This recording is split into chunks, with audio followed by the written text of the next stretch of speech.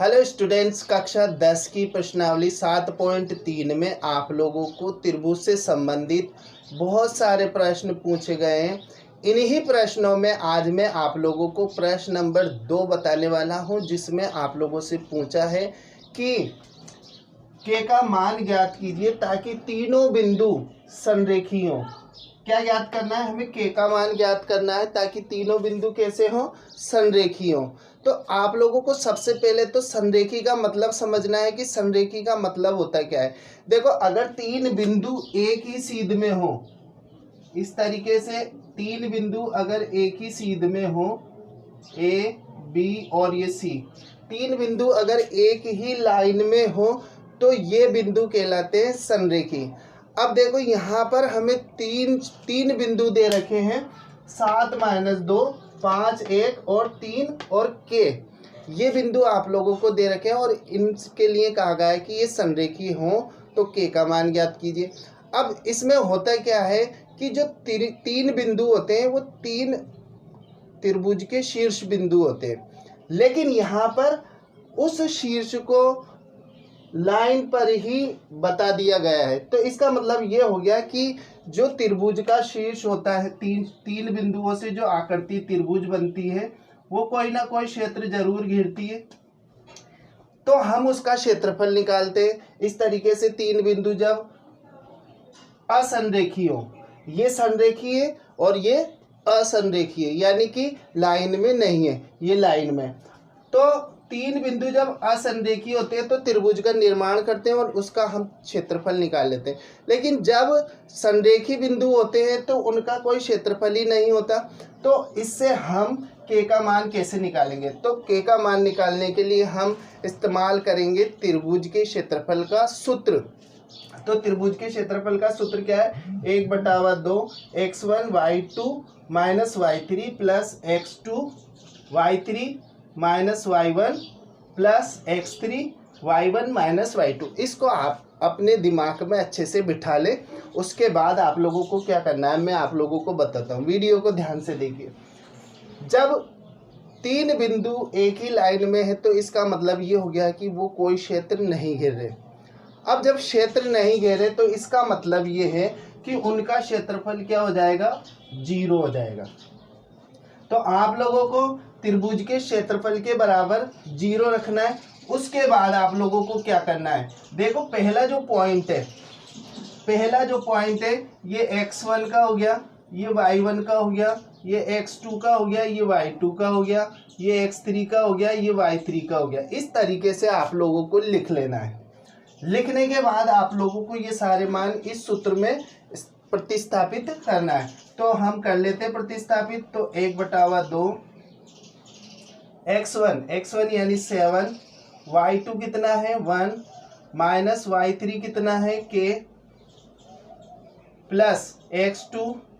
अब x2 देख ले पहले, x2 कितना है? 5 आ रहा है, प्लस के 5 और y3 माइनस y3 कितना है? y3 है हमारे पास, y3 आ गया k, ठीक है, माइनस y1 पे जाएंगे यहाँ पर। अब देखो, यहाँ चिन्ह माइनस का, ध्यान देने वाली बात है, यहाँ चिन्ह माइनस का है सूत्र में और यहाँ भी y1 माइनस का आ रहा है, तो ये काय में बदल जाएगा? प्लस में बदल जाएगा। तो y1 क्या हो गया? प्लस में हो गया, प्लस x3 x3 कितना आया यहाँ पर? x3 देखें तो यहाँ पर 3 आ गया, यहाँ पर x3 आ गया 3, और y1 माइनस y1 कितना है? माइनस के 2 है, माइनस y2 पे जाएंगे तो यहाँ पर माइनस का 1 हो जाएगा, बराबर 0 चलेगा, क्योंकि बिंदु संरेखी है और वो कोई क्षेत्रफल नहीं घेर रहे। ठीक है, अब इसको सोल्व करेंगे हम तो 1/2। देखो, यहाँ पर हो गया 7, 1 माइनस के, ठीक है, या आप लोग ऐसे कर सकते हैं इसको, ये हो गया 7 माइनस 7 को 1 से मल्टीप्लाई किया तो 7 को k से गुणा किया तो माइनस के 7k, प्लस 5 को k से मल्टीप्लाई किया तो 5k, 5 को 2 से मल्टीप्लाई किया तो 10, 5 2 ज़ा 10। अब यहाँ पर देखो, ये कितने हैं? यहाँ पर है -2 और -1। -2 और -1 को जब हम जोड़ते हैं तो कितने हो जाते हैं, -3 और -3 कितने हो जाते हैं, -3। -3 को 3 से गुणा करेंगे तो -9।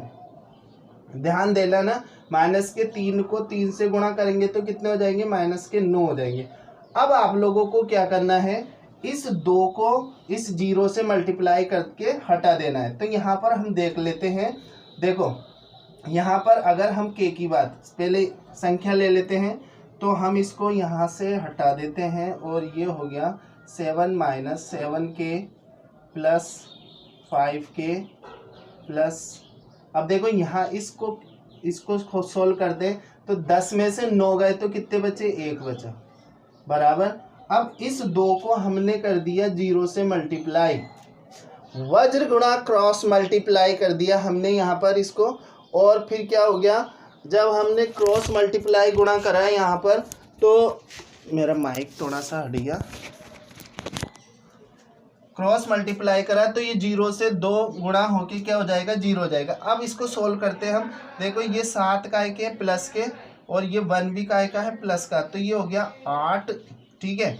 और यहाँ देखो, यहाँ हम जब इसको हल करेंगे तो -2k हो गया, 2k बराबर 0, तो ये हो जाएगा 2k = 8।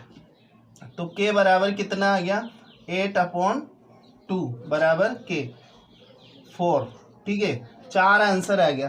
तो k का मान ज्ञात करना, जब तीनों बिंदु संरेखीय हो तो उसमें आप लोग किस तरीके से इस सवाल को हल करके k का मान निकालेंगे। देखो तीन बिंदु जब संरेखीय होते हैं तो इसका मतलब ये होता है, पहले तो ये सीखना पड़ेगा कि 3 बिंदु मिलकर एक त्रिभुज का निर्माण करते हैं।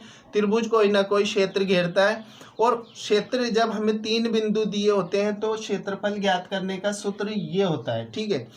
लेकिन जब 3 बिंदु संरेख होते हैं त्रिभुज तो बनता है असंरेख से, और जो हमें दे रखा है वो संरेख, यानी एक ही लाइन में दे रखे, यानी कोई क्षेत्र घेर नहीं रहे, तो हमें क्षेत्रफल के बराबर 0 रखना है, और जो 3 बिंदु दे रखे हैं उनका मान सूत्र में रखकर हल करना है, जो कि मैंने आप लोगों को अभी बताया। तो वीडियो कैसा लगा, वीडियो समझ में आया है नहीं आया, कमेंट्स करके बताइए। वीडियो पसंद आए तो लाइक करिए, दोस्तों के साथ शेयर करिए, और चैनल पर नए हैं तो चैनल को सब्सक्राइब जरूर करना, साथ में बेल आइकन को प्रेस करना इस तरीके की वीडियो प्राप्त करने के लिए। मिलते हैं अगले वीडियो में, तब तक के लिए गुड बाय।